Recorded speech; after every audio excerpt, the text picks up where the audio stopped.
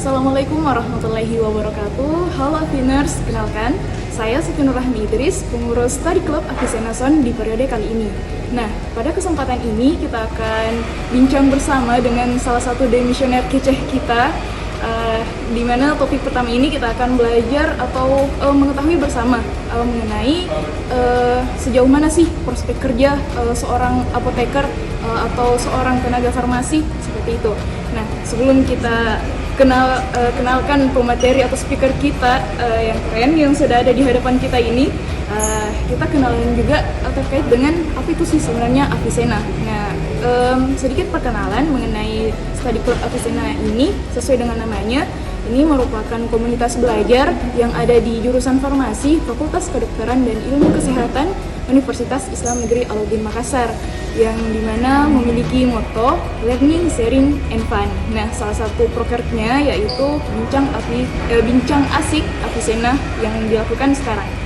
Oke, mungkin tanpa mengulur waktu lebih lama lagi, kita langsung menyapa speaker kita yang sudah bersama kita pada hari ini. Sebelumnya Kak, bagaimana kabarnya hari ini? Alhamdulillah. Katanya baik. Dari tempat camping. Iya, Kak? jadi tadi ini kemarin berangkat camping, terus tadi pas pulang dari camping, pulang mandi terus langsung berangkat. Totalitas sekali. Demisioner ketua juga kan Kak di Avicenna. Alhamdulillah. Iya. Jadi sebelumnya terima kasih banyak Kak sudah mau meluangkan waktunya.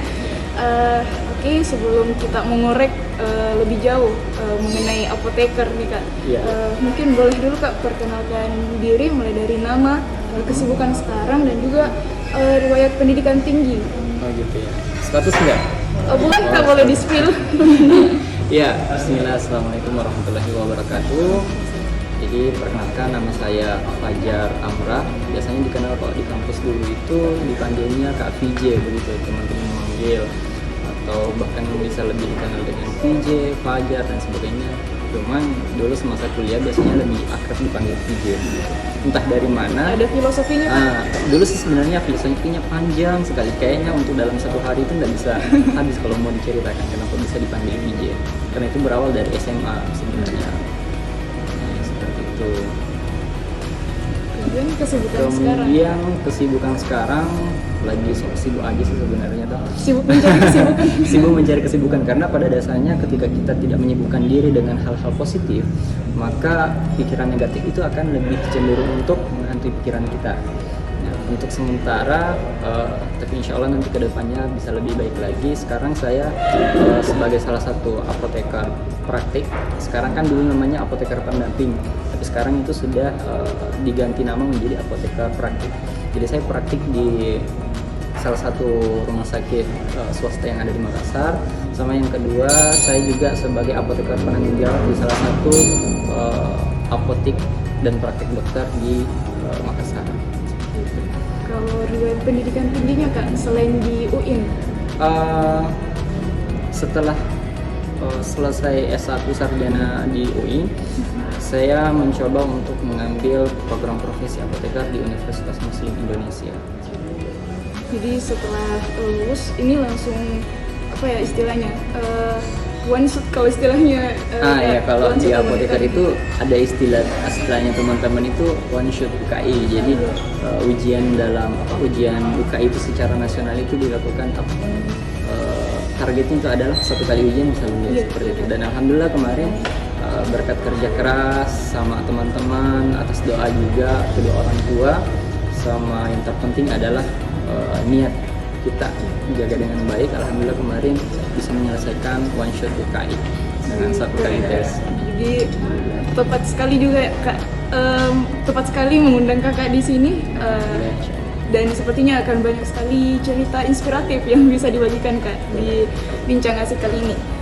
Oke Kak, kan tadi riwayat pendidikannya itu untuk pendidikan tinggi pastinya lulusan mahasiswa farmasi kan Kak, terutama di UIN, kemudian melanjutkan studi apoteker di UNI. Nah, boleh Kak dibagi apa motivasi atau dorongan awal kakak mendaftar farmasi?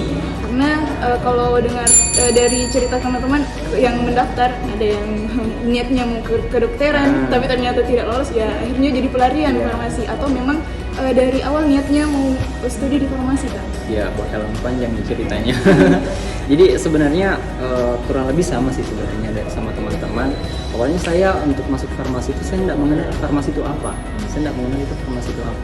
Hingga pada akhirnya saya mencoba untuk mendaftar di berbagai kampus, termasuk kampus yang di Jawa seperti kampus-kampus ternama yang ada di Jawa. Itu bahkan mungkin 1, 2, mungkin sampai 3 kali mendaftar seperti itu.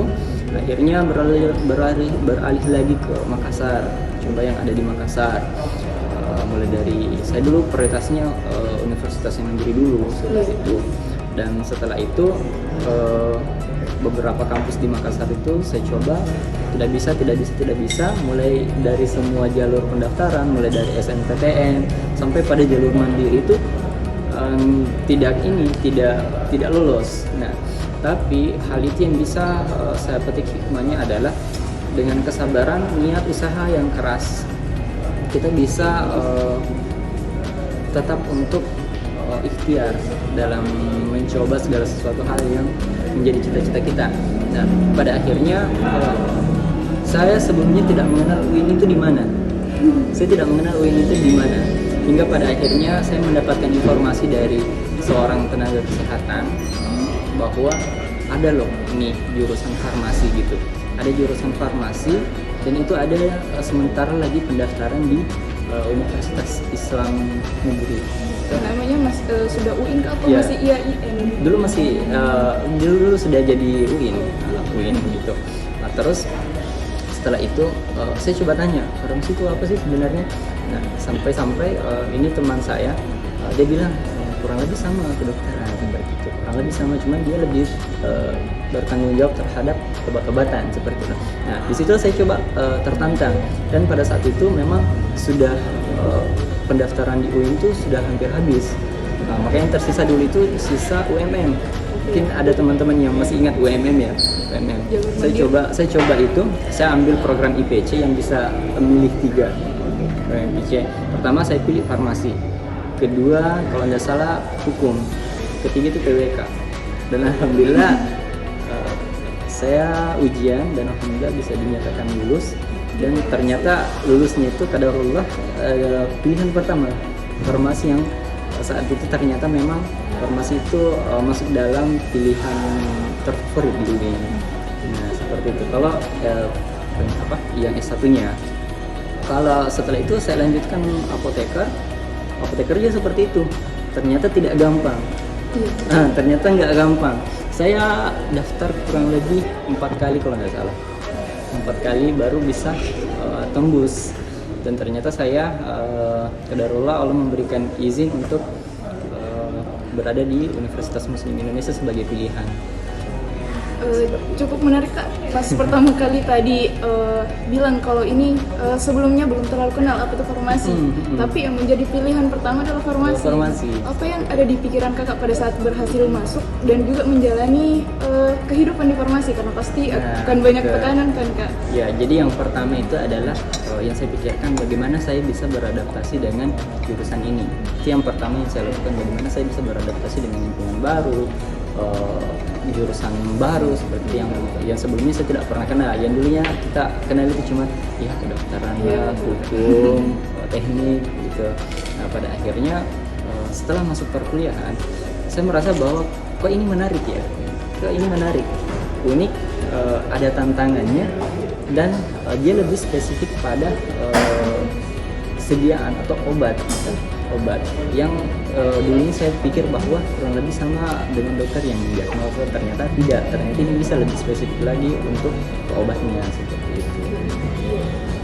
Oke, Kak, karena tadi juga sudah disinggung tentang membandingkan antara tanggung jawab seorang dokter dan juga seorang farmasi, saya pribadi mau bertanya, Kak, karena jujur masih bingung juga ini sebenarnya wewenang seorang tenaga farmasi atau dalam hal ini apoteker, karena kan dalam dunia kesehatan misalnya, Kak, kan tugas utama misalkan untuk diagnosis itu diserahkan kepada dokter, kemudian pelayanan kepada pasien itu di sini masih samar-samar menurut saya Kak. Nah, sebenarnya ini peran utama seorang farmasi atau seorang apoteker itu dalam pelayanan kesehatan, misalnya Kak, itu sebenarnya bagaimana Kak? Ya, jadi sebenarnya untuk dari segi pelayanan dari untuk tenaga kesehatan itu semuanya awalnya itu adalah sama, kita memberikan pelayanan terbaik berdasarkan profesi yang kita punya dan sesuai juga dengan kode etik. Nah, kita di kesehatan itu memiliki kode etik masing-masing tiap jurusan, sama dengan kayak kedokteran, farmasi, keperawatan, itu masing-masing punya kode etik terhadap pelayanan kepada pasien. Nah, itulah yang membedakan kita nanti dengan jurusan-jurusan yang lain terkait job desk dari tiap jurusan.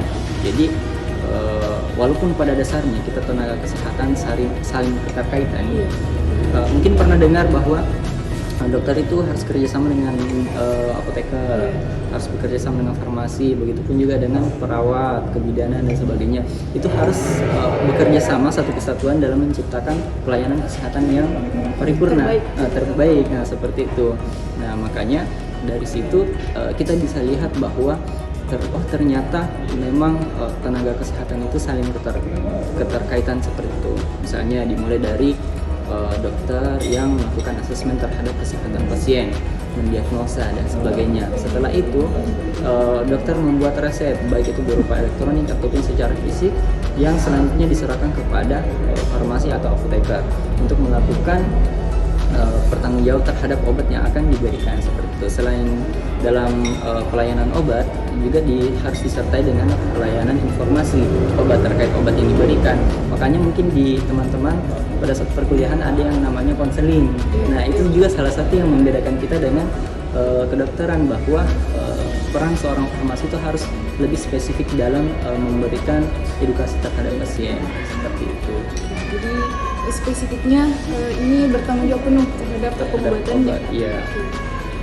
Karena ini masih berbicara soal tanggung jawab seorang tenaga farmasi dan juga apoteker, kan di pelayanan tadi sudah disebutkan Kak, diberikan tanggung jawab penuh untuk mengelola pengobatannya atau obatnya. Nah, selain di pelayanan kan Kak, apoteker yang setahu saya nih Kak, apoteker tidak hanya di rumah sakit, tetapi ada juga yang menyebutkan di bagian pemerintahan seperti misalkan Badan POM Kak. Kemudian ada juga di bagian industri yang memproduksi, yang menjadi formulator produk. Betul. Kalau dari Kak Vija boleh Kak, mungkin ada hal-hal menarik yang bisa dibagi terkait pembagian tanggung jawab juga seorang apoteker atau tenaga farmasi selain di bidang kesehatan Kak? Bidang kesehatan, pada dasarnya farmasi adalah lebih merujuk kepada kesehatan. Maksudnya di bidang pelayanan, rumah sakit atau klinik. Jadi sebenarnya ada berbagai macam prospek untuk kita sebagai seorang farmasi ataupun kalau menjadi seorang apoteker. Nah, yang selama ini mungkin teman-teman ketahui bahwa seorang apoteker atau farmasis itu lebih dominan ke pelayanan. Nah, mungkin teman-teman anggapnya seperti bahwa dominannya ke pelayanan. Padahal tidak. Kalau kita mau gali lebih luas lagi, ada banyak prospek pekerjaan kefarmasian yang bisa kita lakukan setelah lulus S1 ataupun apoteker. Nah, ada banyak. Yang pertama mungkin saya bisa jelaskan bahwa seorang farmasis atau apoteker itu dia bisa menjalar ke dunia pendidikan. Nah, di dunia pendidikan itu kita bisa menjadi seorang dosen atau mungkin guru SMF ya, seperti itu, guru yang SMF. Nah, itu untuk di dunia pendidikan. Nah, jadi kalau teman-teman di sini ada yang kepengen jadi dosen misalnya, bagusnya untuk melanjutkan S2-nya setelah selesai S1-nya, tapi tidak menutup kemungkinan juga untuk lanjut apoteker. Justru itu akan lebih bagus lagi, ilmunya bisa semakin berkembang setelah selesai dari S1. Karena ini banyak teman-teman yang sering curhat nih ya, bahwa setelah S1 saya mau kemana sih sebenarnya? Setelah S1 saya mau kemana sih? Saya mau ambil S2 kah? Saya mau langsung kerja? Atau saya mau lanjut apoteker? Itu yang biasa menjadi dilema teman-teman setelah memasuki semester akhir. Itulah pentingnya kita harus mengetahui apa sih sebenarnya pekerjaan kefarmasian yang bisa kita lakukan ke depannya. Nah, itu kalau misalnya dari segi pendidikan. Nah, ada lagi nih dari segi farmasi komunitas. Nah, farmasi komunitas itu terbagi lagi, ada yang rumah sakit, apotik, klinik, puskesmas. Nah, itu semua masuk dalam farmasi komunitas. Farmasi komunitas maksudnya adalah dia yang lebih dekat dengan kelompok masyarakat. Jadi kayak pelayanan kepada masyarakat, misalnya seperti rumah sakit, apotik, klinik, ataupun puskesmas, itu merupakan farmasi komunitas. Nah, mungkin saya ambil contohnya dulu. Mungkin karena kan saya di rumah sakit itu adalah seorang apoteker di rumah sakit, jadi mungkin saya perkecil dulu sedikit untuk di farmasi komunitas yang di dalam rumah sakit. Nah, di rumah sakit itu kalau kita setelah selesai dari S1, kalau misalnya teman-teman ada yang lanjut apoteker, nanti di situ bakal jelas bahwa kita masuk di rumah sakit apa sih sebenarnya yang kita kerja. Nah, di dalam pekerjaan kefarmasian meliputi TTK ataupun apoteker di rumah sakit itu terbagi atas dua. Yang pertama itu adalah manajemen, yang kedua adalah pelayanan farmasi klinik. Nah, makanya tidak semerta-merta kita cuma pelayanan, tapi ada juga bagian manajemen. Nah, di manajemen ini meliputi dari bagaimana kita mengelola persediaan obat dan alat kesehatan yang dibutuhkan dari rumah sakit, mulai dari bagaimana kita mengelola bagaimana pemilihannya, pemesanannya, penerimaan barangnya, setelah penerimaannya bagaimana kita distribusikan ke apotik, ke pasien dan sebagainya. Setelah itu bagaimana caranya supaya kita bisa mendata atau mendokumentasikan sampai pada akhirnya melaporkan. Nah, itu yang tugasnya pada bagian manajemen. Nah, setelah itu yang kedua adalah pelayanan farmasi klinik. Nah, pelayanan farmasi klinik yang dimaksud di sini adalah mulai dari penerimaan resep. Penerimaan resep, apa yang harus dilakukan ketika dokter telah memberikan resep ke farmasi, baik secara elektronik ataupun manual. Nanti itu dilakukan screening dulu. Nah, ada yang dibilang screening resepnya ini sudah benar atau tidak. Setelah itu baru kita bisa menyiapkan kalaupun terjadi misalnya kayak ada kesalahan, itu harus dikonfirmasi dulu ke dokternya. Nah, setelah itu kita lakukan pemberian obatnya yang disertai dengan PIO, pelayanan informasi obat. Kita harus mengedukasi pasiennya dengan ramah, dengan bijak, dengan bagaimana supaya mereka paham. Setelah itu ada banyak sih sebenarnya kalau pelayanan farmasi klinik, termasuk juga dalamnya adalah home care. Nah, seperti itu dia masuk dalam pelayanan farmasi klinik di rumah sakit. Terkait farmasi klinik, terutama di RRS rumah sakit tadi, kan terbagi menjadi dua, manajemen dan juga pelayanan kepada pasien secara langsung kan. Nah, itu untuk pembagian tugas itu apakah dibedakan berdasarkan tingkat studinya? Misalkan, kalau misalkan sudah menyelesaikan profesi apotekernya, dia di bagian pelayanan pasien, kemudian untuk tenaga teknis dia di bagian manajemen, atau seperti apa, Kak? Ya, pada dasarnya sebenarnya otomatis kalau misalnya ada perbedaan antara apoteker sama tenaga teknis kefarmasian atau TK, itu bakal beda juga penempatannya. Jadi misalnya kayak apoteker, dia kan lebih diprioritaskan untuk tentang bagaimana dia mengelola. Ya. Kalau TTK biasanya dia di bagian pelayanan, di bagian apotik, dia yang memberikan dia yang meracik dan sebagainya. Itu ada tercantum di PP 51 tentang bagaimana pekerjaan farmasian untuk TTK dan sebagainya. Oke. Sebelum jauh nih Kak, mungkin mau minum dulu Kak, atau sambil menikmati hidangan juga boleh sekali. Dan apa santai saja, santai saja. Ya namanya juga bincang asik kalau bisa sesantainya. Nah, karena tentunya bukan cuma saya nih Kak yang punya banyak pertanyaan terkait dengan profesi, jadi kita mau berikan kesempatan juga dengan teman-teman yang menyaksikan atau hadir langsung. Mungkin di antara teman-teman ada yang ingin menyampaikan pertanyaannya. Coba ya. Ada yang ingin mungkin bertanya dulu? Yang monggo. Kalau saya Oke. Jadi terima kasih moderator. Jadi sebenarnya pertanyaannya ini mungkin lebih mendasar. Nah, kalau misalnya kan sekarang kalau terkait dengan prospek kerja dari TTK atau tenaga teknis kefarmasian maupun dari sarjana farmasi kan sebenarnya sangat luas. Apalagi sekarang kan kalau di googling jurusan yang paling bukan menyulitkan sih, susah, itu adalah farmasi yang pertama dan jurusan-jurusan lainnya. Nah, saya pernah searching maupun research terkait dengan bagaimana prospek kerja kefarmasian. Sebenarnya banyak, bukan dari dari teknis dari kesehatan saja, bahkan dari industri pun maupun dari segala macamnya. Nah, saya pernah mengambil pengalaman bahwa salah satu keluarga saya yang dimana beliau merupakan suatu pekerja atau dia bekerja di suatu bank. Nah, dia bilang kalau misalnya temannya itu dia ada seorang sarjana farmasi. Nah, itu kan maksudnya agak kayak seperti sangat lintas jalur. Seperti lintas jalur begitu, Kak. Jadi kayak misalnya jurusannya apa, kerjanya di mana begitu. Jadi memang kira-kira bagaimana sih, Kak, bentuk pengimplementasiannya itu? Apakah memang dari suatu perusahaannya itu dia bisa menerima dari segala macam, dari segi sarjana apa atau pendidikan terakhir apa yang diminta, dan kira-kira bagaimana menurut Kakak ketika seorang sarjana farmasi tetapi dia kerjanya di non kesehatan ataupun seperti salah satunya di pegawai bank? Itu saja sih. Terima kasih. Kak Vidi langsung. Oke, ya. Jadi beberapa kasus sih memang sebenarnya terjadi seperti itu.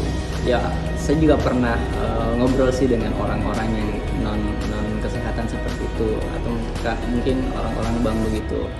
Yang pernah saya dengar bahwa memang ada beberapa perusahaan yang tidak melihat basicnya dia di mana, tapi ada juga mempertimbangkan bahwa mungkin karena ketelitiannya seorang farmasi sehingga mereka ada yang lintas jalur seperti itu dan sebagainya. Namun saya pribadi menganggap bahwa sayang loh begitu. Menurut saya sih sebenarnya sayang sih. Kalau misalnya kalian pengen ekspor lebih banyak farmasi begitu, ada banyak loh. Kalau tadi saya mungkin cuman jelaskan ada 2 bidang, ini saya akan jelaskan lebih banyak lagi loh. Nah, ada ndak di antara teman-teman yang pernah berpikir, wah saya sebenarnya dulu pengen masuk ke kepolisian nih misalnya. Nah, ada loh sekarang itu, mungkin teman-teman ada yang kurang paham bahwa sebenarnya seorang apoteker itu dia bisa jadi polisi, dia bisa jadi tentara, itu bisa. Kalau kalian mau bisa. Tapi dengan catatan dia masuk ke kepolisian tapi dia tetap apoteker misalnya. Itu ada. Saya punya teman tapi dia dia ambil apotekernya dulu. Nah, jadi kalau misalnya namanya siapa? Arkon. Misalnya Arkon nih. Arkon sebelum masuk farmasi itu dia bercita-cita pengen jadi polisi misalnya. Ada yang namanya farmasi apoteker nih misalnya, ada farmasi apoteker, saya lupa apa singkatannya, lembaga farmasi kepolisian apa Polri begitu, saya lupa. Kalau TNI itu namanya biasanya ada Lavial, Laviade seperti dan sebagainya, lembaga farmasi angkatan darat, angkatan laut seperti itu.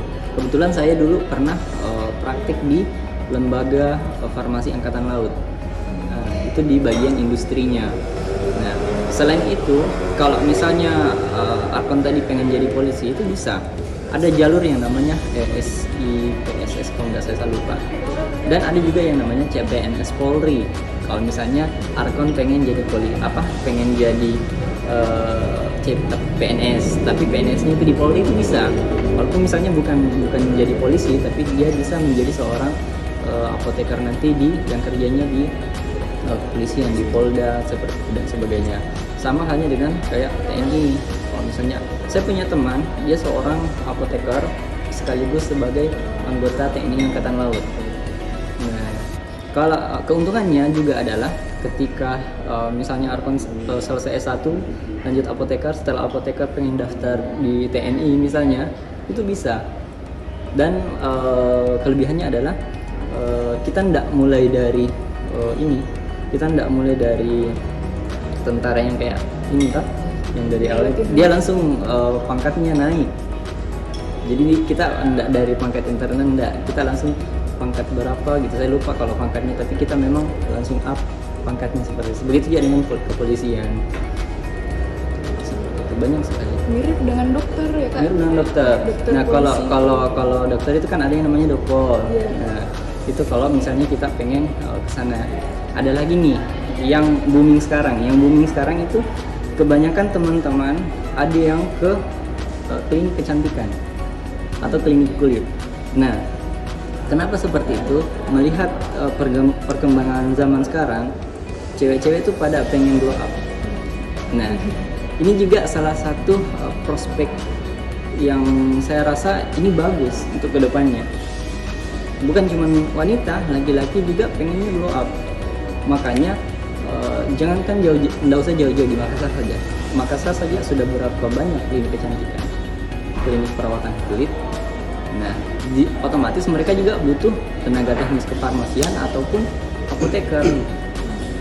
Nah, seperti itu kan. Nah, jadi di Makassar itu sekarang sudah banyak klinik-klinik kecantikan yang mempekerjakan juga di dalamnya itu adalah seorang apoteker ataupun tenaga teknis kefarmasian. Teman-teman saya ada banyak sih yang sebenarnya kerja di klinik kecantikan seperti itu, sampai di luar Makassar. Seperti itu. Bagaimana dari Kak Andri? Terima kasih banyak Kak. Oke, baik Kak, jadi kan kita sudah bicara banyak tentang gambaran profesi apoteker yang meskipun sebenarnya masih banyak sekali pertanyaan yang bisa mengeksplor lebih jauh. Dan ternyata Kak, kayak yang disampaikan tadi, yang ternyata angkatan polisi dan juga tentara ternyata ada juga kesempatan yang diberikan untuk orang-orang di bidang disiplin ilmunya kefarmasian. Karena selama ini yang saya tahu itu hanya dokter Kak. Hanya dokter. Iya. Oke, nah ada loh yang farmasi forensik ada. Berarti Ada. Memang sangat luas ya Kak? Ya makanya luas sekali kalau pengen jabat. Kalau forensik itu kayak gini. Iya, jadi kalau forensik itu dia perannya dia bisa membantu kepolisian dalam penyelidikan. Nah, dia bisa membantu dalam proses penyelidikan. Ada banyak, saya punya data sih sebenarnya tugas-tugas atau misalnya kayak kasus-kasus apa saja yang bisa ditangani oleh seorang farmasis ataupun apoteker di kepolisian. Contohnya misalnya pengungkapan kasus sianida, kopi sianida nih. Nah, itu ada keterlibatan farmasi klinis di dalamnya. Nah, yang mempunyai, jadi kayak apoteker ataupun farmasis itu, tapi lebih cenderungnya sih ke apoteker ya, kita bicarain ke apoteker, bahwa dengan ilmu kimia medisinal, mungkin biokimia dan sebagainya, itu apoteker bisa membantu memberikan kesaksian kepada kepolisian, memberikan kesaksian terhadap misalnya kayak kasus keracunan obat nih misalnya, yang mungkin bahwa dia minumnya bir brand, tapi ternyata bisa disensor mungkin bir brand. Contohnya kayak dia minum susu nih misalnya. Nah, ternyata bukan susu, contohnya ternyata yang dimaksud susunya situ ada obat propofol misalnya. Itu kan sama persis, susu sama propofol tampilannya sama-sama putih. Nah, gitu. Jadi ternyata dia bukan susu dia minum, ternyata dia dikasih ini propofol dan sebagainya, contoh ya misalnya. Jadi mereka bisa memberikan kesaksian terhadap obat yang ini. Ini kan keren. Iya, keren. Dari cerita kakak ini ada benang merah yang bisa saya ambil bahwa semakin berkembang zaman itu sebenarnya bukan suatu ancaman bagi profesi apoteker, tetapi justru banyak hal-hal baru yang justru menjadi peluang. Ya, betul. Kayak tadi kolaborasi disiplin ilmu ternyata itu juga menjadi peluang untuk seorang profesi apoteker. Nah Kak, karena mungkin kebanyakan pendengarnya nanti ini adalah seorang mahasiswa, khususnya seorang mahasiswa farmasi atau yang sedang studi di apoteker, mungkin ada closing statement lah untuk dari kakak. Itu bagaimana sih baiknya kak persiapan mulai dari sekarang, mulai dari mahasiswa formasi ini kak, baiknya supaya melewati gerbang pertama dulu kak untuk masuk ke profesi apoteker, yakni studinya. Mungkin ada dulu kak. Ya, sebelumnya saya cuma mau bilang dulu bahwa saya dulu pernah berpikiran seperti teman-teman. Pas yang pertama saya salah jurusan lah, apalah. Sebenarnya nggak ada yang salah jurusan, cuman kita saja yang pikirnya kurang bagus.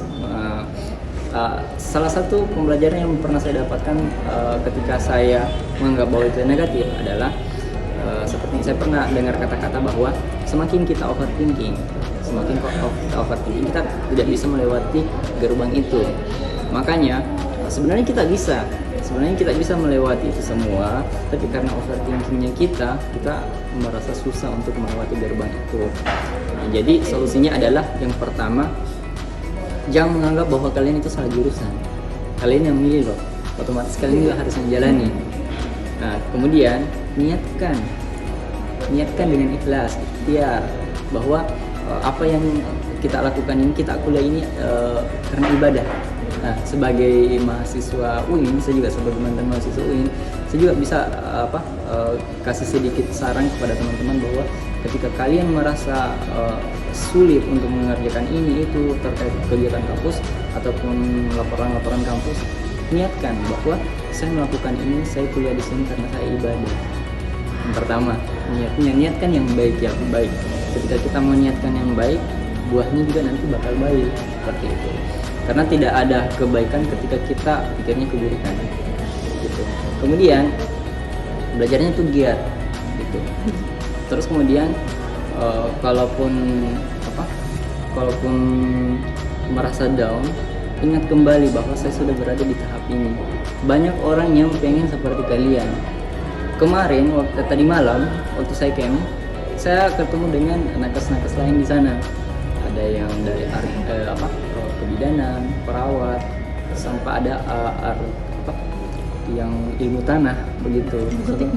Argoteknologi. Mereka bilang kita sharing-sharing tadi malam bahwa kita dari mana ya, farmasi. Mereka pengen kayak kita semua begitu.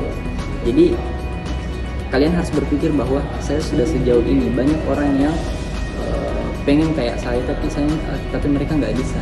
Kan berhubung kepada kalian. Gitu. Dan yang paling terakhir adalah berdoa dan muliakan orang tua kalian. Ketika kalian memuliakan orang tua kalian untuk kuliah, mengerjakan tugas dan sebagainya, insya Allah kalian bakal dibantu. Apalagi kalau orang tua kalian sering mendoakan kalian diam-diam, itu menjadi sebuah power yang sangat luar biasa untuk kalian. Seperti ada segitu. Makasih banyak kak, jadi lumayan terbuka lagi pikirannya terkait dengan profesi apoteker dan bahkan persiapannya, karena sementara rata-rata adalah mahasiswa farmasi yang tentunya ya sebagian besar pastinya menyasar ke profesi apoteker seperti itu kak. Oke, ya ada yang sedikit lagi.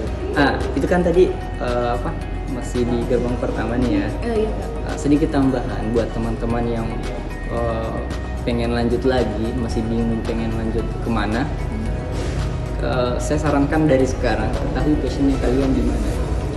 Kalau kalian sudah tahu passionnya kalian di mana, kalian bahkan lebih terbuka pikirannya mau lanjut kemana. Contoh, misalnya saya masuk apoteker. Saya kemarin itu masuk apoteker memang kita mati-matian.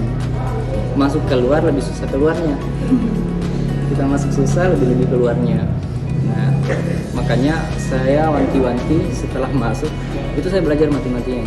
Mulai dari kita kuliah dari Senin sampai Jumat, Sabtunya itu kita tryout, hari Minggunya kita bimbel. Jadi kayak Senin sampai Minggu itu kita harus ini, dan memang dipersiapkan sejak kita masuk supaya kita nggak kewalahan pada saat pengen UKI. Karena waktunya terlalu singkat kak. Iya betul. Cuma setahun. Iya. Oke kak, mungkin karena kita terbatas oleh waktu dan sebenarnya masih banyak nih kak yang perlu yang sangat dibutuhkan untuk dikorek, tapi semoga ini sudah cukup mengcover beberapa pertanyaan dari terutama untuk mahasiswa farmasi, apalagi yang masih bingung sebenarnya fungsi apoteker itu seperti apa. Dan ternyata sangat luas peran seorang apoteker, tidak hanya mengurus obat-obatan di entah itu di klinik, rumah sakit atau puskesmas, tetapi ternyata semakin berkolaborasi dengan keilmuan lain, semakin besar juga peluangnya untuk mereka berperan. Oke Kak, terima kasih banyak atas waktunya hari ini, dan semoga ini bukan sharing terakhir, tetapi semoga di lain kesempatan bisa sharing lebih banyak ilmu lagi, termasuk terkait dengan disiplin ilmu farmasi dan juga apoteker. Oke, sekali lagi terima kasih Kak, dan juga terima kasih untuk teman-teman yang telah menonton podcast ini. Dan nantikan bincang asik Aviners lainnya di episode selanjutnya. Terima kasih. Wassalamualaikum warahmatullahi wabarakatuh. Waalaikumsalam warahmatullahi wabarakatuh.